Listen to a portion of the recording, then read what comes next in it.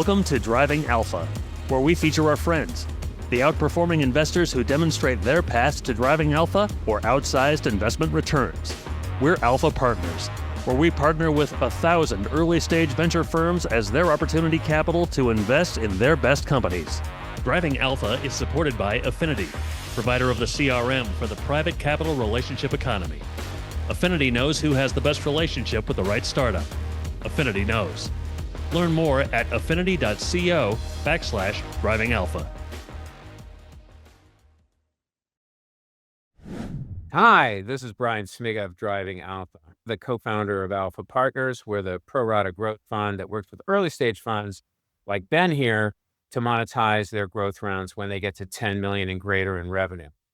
So Ben, welcome. Ben of 212, now soon to be Blue Moon. Let's hear about that renaming story. Thanks. Sure. First, thank you for having me.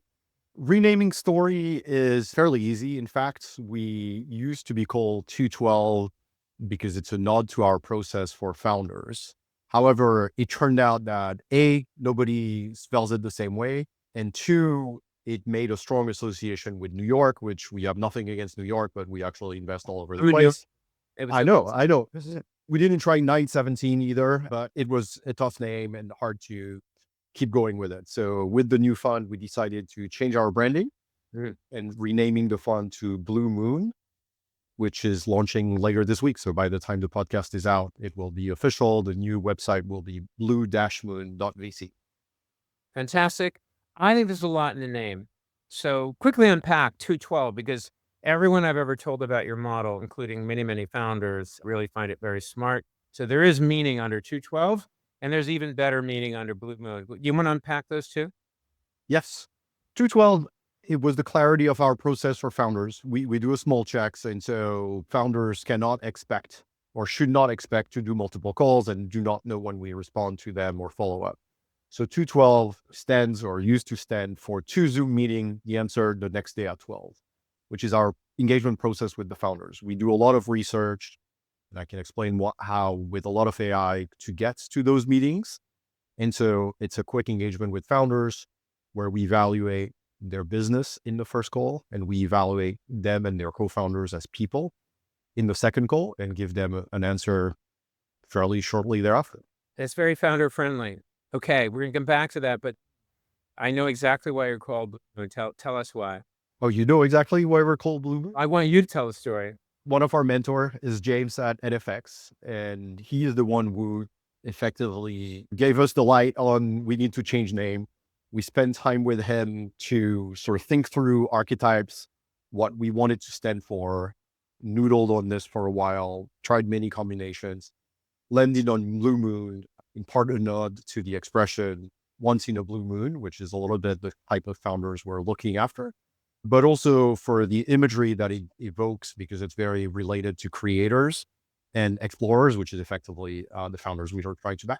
I totally agree. As a reformed entrepreneur turned VC and really a innovator on the VC front, I think Blue Moon is exactly right. I mean, whether it's Peter Thiel or Outlander or you, we're all looking for that. There's a method to your madness. And this is one of the reasons I wanted to have you on the show, because this show's about driving alpha and introduce VCs that have a unique edge in how they drive outperformance. Without bragging, tell us like the origin story of what you observed and then what you put together 3 years ago. Give us the essence of your edge and how it has evolved. So where it starts is really when my co-founder and I became scouts for Emergence Capital. And we started playing the game the traditional way if you're a scout or if you're an angel. And quickly, it's been a topic of conversation for many years. But once we were in the game, we quickly realized that the traditional game doesn't work. It works if you're a top brand. If you're Sequoia, if you're Andreessen, if you're already established, it works. But for some reason, the model that everybody else tries is a very similar model. Whether it's your star angel, will you ever have a bigger name than Elad Gil? Unlikely.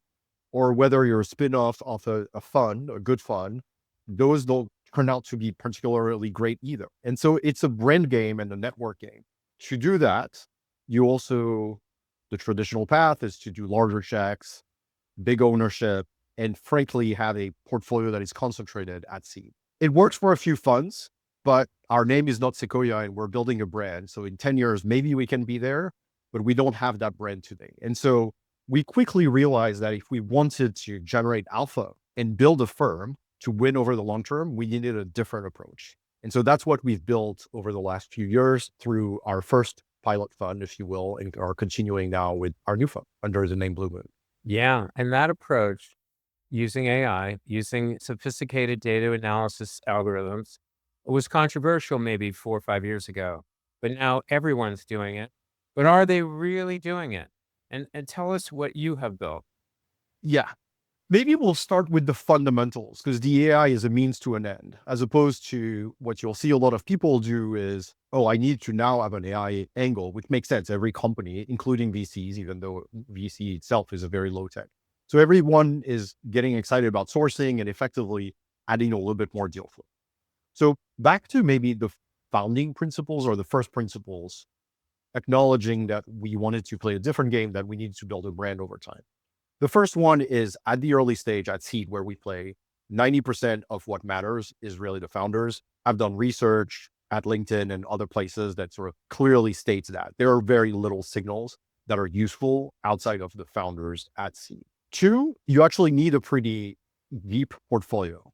That's just the math. AngelList has done some wonderful work on this, but it's the math of seed returns. You need a pretty deep portfolio, which for us means about 50 investments in the portfolio. You need to avoid adverse selection.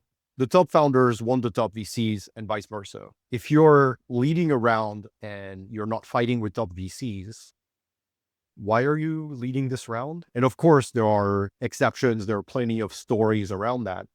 But on the aggregate, and we have sort of in-sample data that proves this, when you invest just the pure presence of a top VC in a round, effectively doubles the chances of success of a company. So we want to co-invest with top funds. And the way we do this, how it translates into the strategy is smaller checks and actually being highly collaborative with top VCs. And so if you turn this into these first principles into our strategy, it becomes clear and it explains why we need so much tech. One, we want to see every potential team that is building something in B2B North America at the seed stage. Today, we source about 9,000 teams every year, 95% through data, various data signals versus data pipelines, if you will, but top of the funnel, 9,000. We see 3 to 4 times as much deal flow as most of the top funds. It's impossible to analyze with associates, and we don't. So the first screen is actually so the second part of the strategy is to analyze everything, which means analyze every team. We use machine learning to screen founders based on their backgrounds, their history, their personality. Personality inferred outside in. We don't use questionnaires or anything like that. This helps us effectively focus on the 300 to 400 companies or teams that have the most potential, according to our algo, to go from seed to Series A. Let me stop you there real quick. So you Sure. start with a top of funnel of 9,000. Yeah. Your analysis of the teams, I think plural is important here. Yes. The artifacts that they leave on the web, where they've gone to school, what they've built, what their domain expertise is, what they've done in social, the combination of multiple founding members of a team, Yes.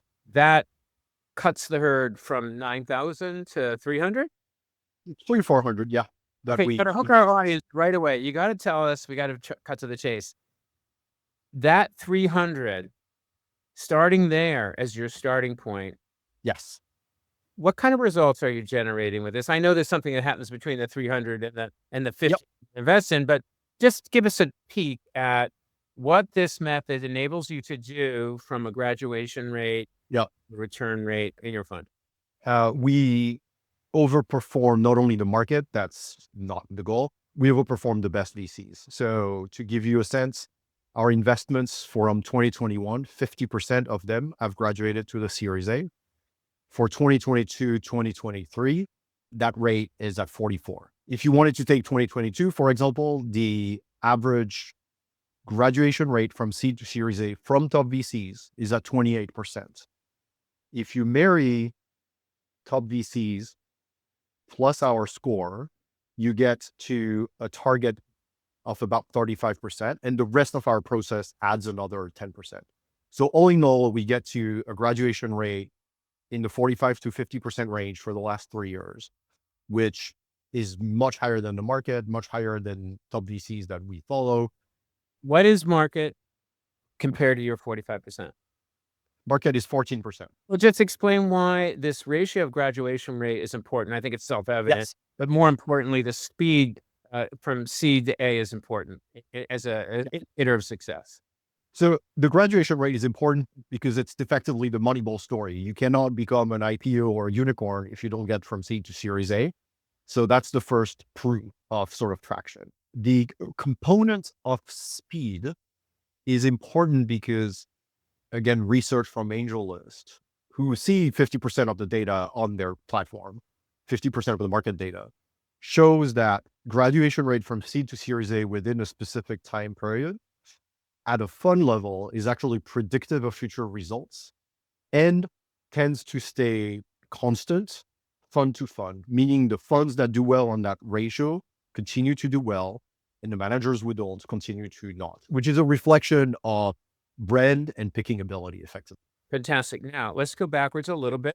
This is great. I see the results. They're impressive. In fact, they're the best I've seen. Awesome. Okay. Thank you. And I'm a broker investor, right? So I got no horse in this race. We work with folks like you, and it's great to know you, getting to know you over the last 2 years.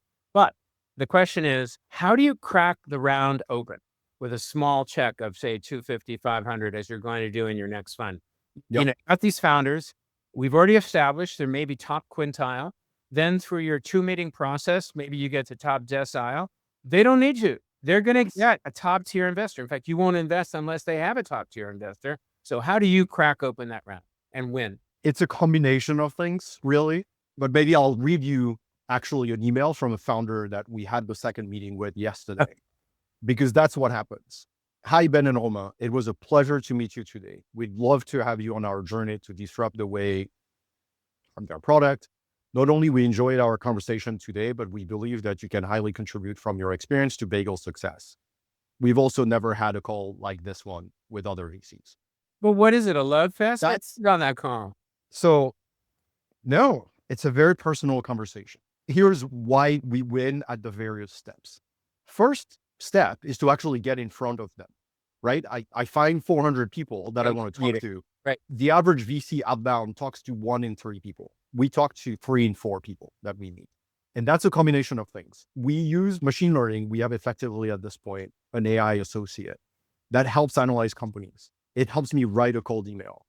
Between cold email and introductions, I get a 3/4 graduation from I want to talk to Brian to talking to Brian. Pretty unheard of. Before the first meeting, I send them a complete analysis of their company, which founders very much appreciate. So I tell them an AI found them. I tell them, here's what my AI thinks of your company. And all of them say, this is amazing because this is a reflection of how we come across on the internet, and nobody has given us that mirror. We have a first meeting. The reason they talk to us also at first is the clarity of process. It's a small check. So the stakes are a little bit low. Where we really win is in that second conversation. If you go back to the first principle, which is what matters the most is the founders. Mhm. Everyone agrees with this. Nobody acts on this. For us, the screening with machine learning is all about the founders. Yep. But for us, alpha of the process is a deep conversation with the founders about basically why they are founders. It's irrational to be a founder. What drives you? It is. I mean, and every founder knows that it's irrational, and they know that at seed, what matters is them. You know, they're going to pivot. Yeah. And so we just had a couple in the last few days. Those conversations are you the first entrepreneur in your family? Your sibling runs the company that your dad started. How do you feel about this? Or, you know, what choices did you make in life that led you to this? What other choices would you have made? What's your relationship with your siblings? And so it's a deeply personal conversation. Very interesting. Very interesting. So now, where does the science come from in asking these kind of personal questions of the founding team, would you say, if you can share? There's research on traits and sort of motivators, and you'll find that I guess not surprisingly in hindsight, the traits that top founders, Mhm. not just people who become founders, but top founders with performance, are actually fairly similar to the ones of Olympic gold medalists. Mm. Effectively, it's irrational. You know you're signing for 10 years worth of paying, and the results are the odds are not great. And so why are you doing this? And so that's the conversation that we're having. Excellent. And this is with like 4 or so of the founding team. It's not just with one, So right? it's all the Very founders, important. all the founders on the call. Yeah, yeah. And is the group Uh, dynamic and the way they interact important as yes. well? And in fact, that's often one of the things that we see and can lead us to not invest is when we capture on this call that there are sort of red flags around dynamics. And so we've moved away from a few deals because of Mhm. observing dynamics in the calls as opposed to the people answers with it themselves. Okay, so now you've had your 2 meetings. You decide you wanna make the investment. How That's does right. that conversation happen, and what are the terms? We join a round where there usually is a lead. So for us, because of the adverse selection first principle, we need a VC who's what we call a signal VC. They don't have to be a lead, Mhm. but we need other top VCs in the round to be able to join How that. many on that list of top tiers? About 50. Okay, we do the same thing at Alpha. Sounds great. Yeah. And we use in part that metric that I mentioned, the graduation rate within a certain time period to evaluate people. So sometimes there are new funds, you can go check their prior investments, things like that. Great. And now if they recently raised, you maybe get into that round, they open it up for you, but if they're That's going to right. raise, are you then in line and they've reserved a place for you? Yeah. And usually that's another place where we prove our worth, right? So our value proposition is a number of things. We pay for services. So we take from our management fees to invest in services to help them. An executive coach who has 3 exit, a CTO engineering team mentorship program, sales, coaching, and support. So they get that as part of the package, which is also why a part of what we Before you win. even invested? No, we do that after an investment, but we share that with them. That's part of our value prop. If they haven't raised yet, and I like what they're doing, that's where the social network we have with VCs comes into play. You help them VCs find, trust, yeah, yeah. VC trusts our recommendations, top VCs. So to give you a sense, last year I made 278 intros between founders and top VCs because I met founders, I liked what they were doing. I shared with the number of, if they're raising and looking for a lead, I share with the number of folks and make a lot of intros. So you're making friends through these 278 introductions. And Yes. how many of those go to an investment? Like you make 278 investments, you know how many graduate from an investment post that? Yeah. Over the last 6 months, NFX and Emergence, I've made an investments that result from our introduction. And that's how so much of BC works. It's karma. It's at Yeah. giving value to get value. The interesting thing that happens in being this active network participant is we actually get private market read. What I mean by that is I find Brian at Alpha, and I think you're doing something super interesting. You're raising, I share with a few VCs. They tell me, oh, I've met Brian. Here's what I think. Here are maybe competitors that I've seen of Ryan's and maybe want to check them out. And so there's signal in the feedback I get from VCs, even as simple as the number of introductions I'm being asked to make as a ratio. It gives me a sense of, is a topic hot and is a founding team exciting? And so it's easier from a times perspective if I get when the round is just about to happen or even a week or two before and can do a quick save. Mhm. But I get strong signal and generate a lot of goodwill if I meet founders early, which we do through our approach and nurture over time and can get signal. More in the day of life and you mentioned this AI agent that prepares you for the meetings and reflect what the company really is doing better than you come in more prepared, more versed than most VCs that are calling up these founders. How did you build that? By a long shot. How is that agent getting better? What is that agent's name? Can I borrow that agent? How much do you pay them? All I pay is the tech cost, which still is our number one cost. But to give you a sense, so I've mentioned the machine learning for screening. That agent, if you want to call her that, is called Agatha, like the precog and minority report. Agatha helps me see into the future of founders. After that, we've built an agent called Da Vinci. Da Vinci under the hood is an enterprise RAG, retrieval augmented generation. We continuously build a knowledge base for Da Vinci of the best early stage writing. All the top VCs, writings, Substack, podcast, founder interviews, industry analysis, industry reports. We continuously ingest all of this to make Da Vinci better and more knowledgeable.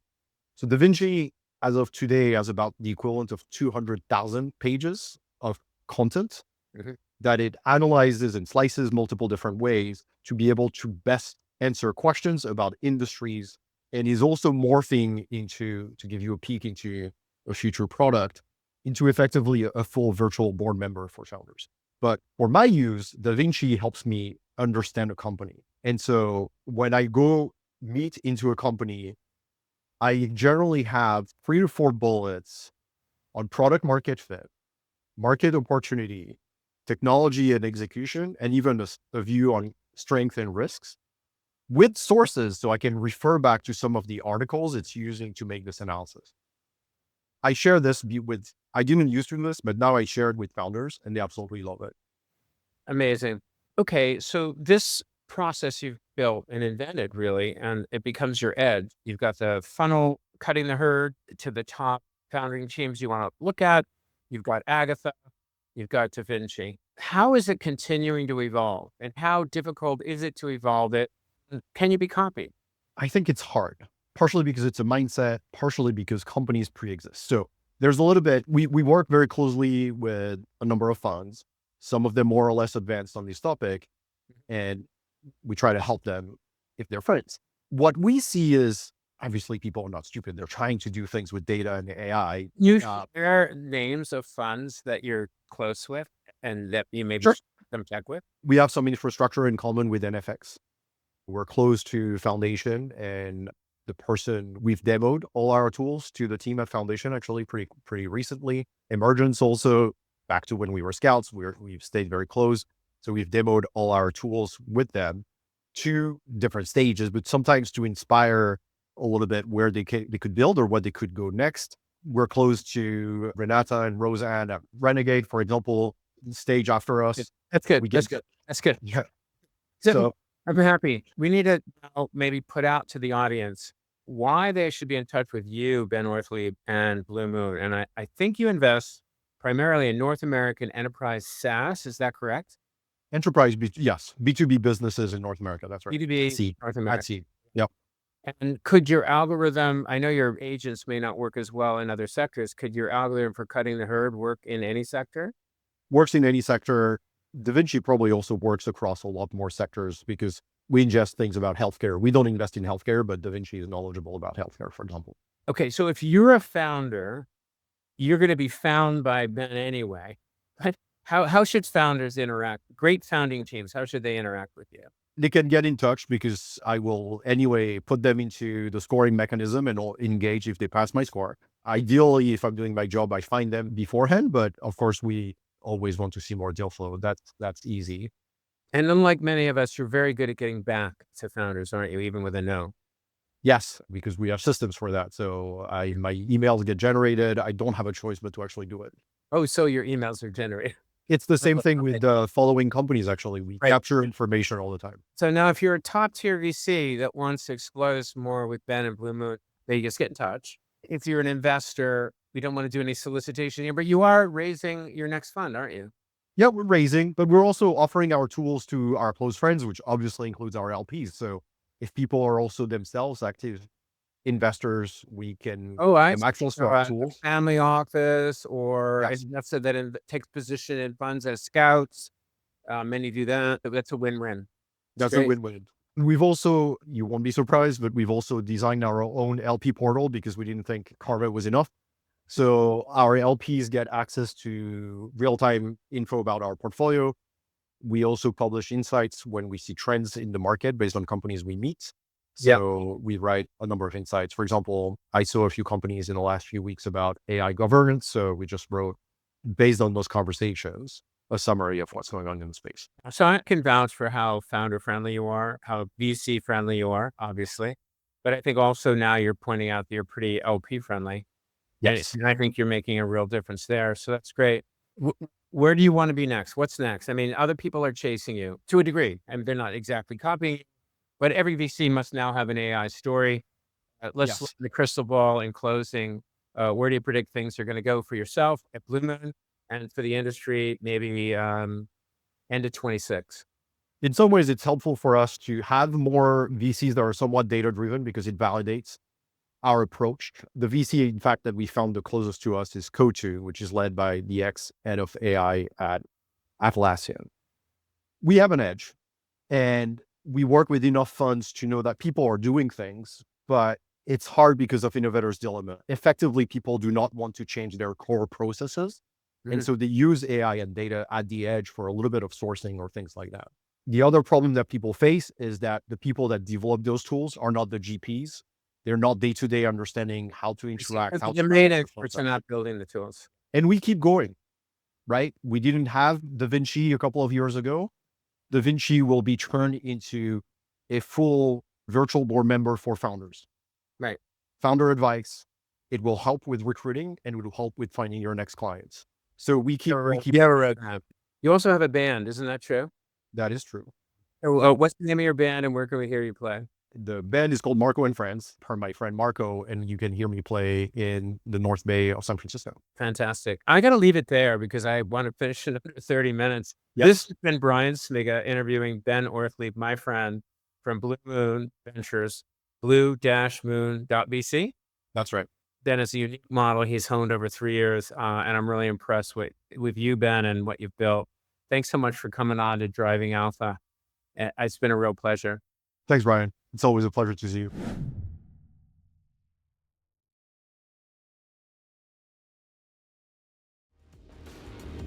Thanks for listening to the Driving Alpha podcast, where we host top investors to demonstrate how they outperform the market. Click subscribe so you don't miss future episodes. Driving Alpha is supported by Affinity, provider of the CRM for the private capital relationship economy. Affinity knows who has the best relationship with the right startup. Affinity knows. Learn more at affinity.co/driving alpha.